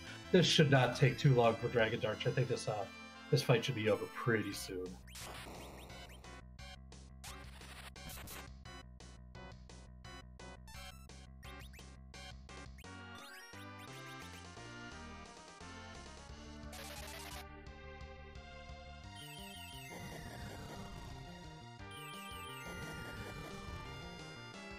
Here comes another reflected white. I love that animation on white in this game. One of my favorites. Oh, it's a great fun. It's a great animation. These are I like the gameplay in 6 better, but I like the spells from this one better. Yeah, give me Virus and White. Those are my favorite spell animations in this game.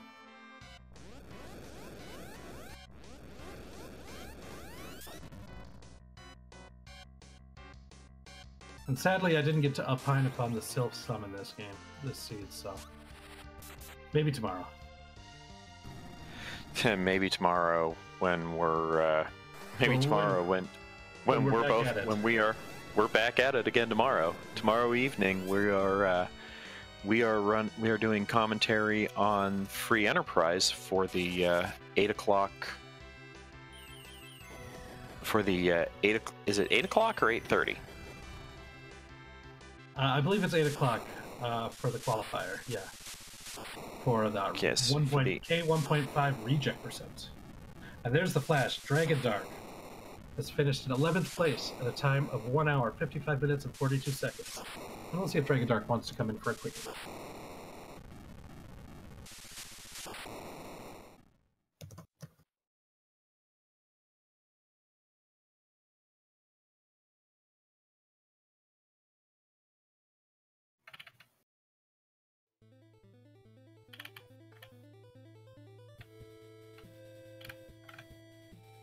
Welcome, Dragon Dark. GG to you.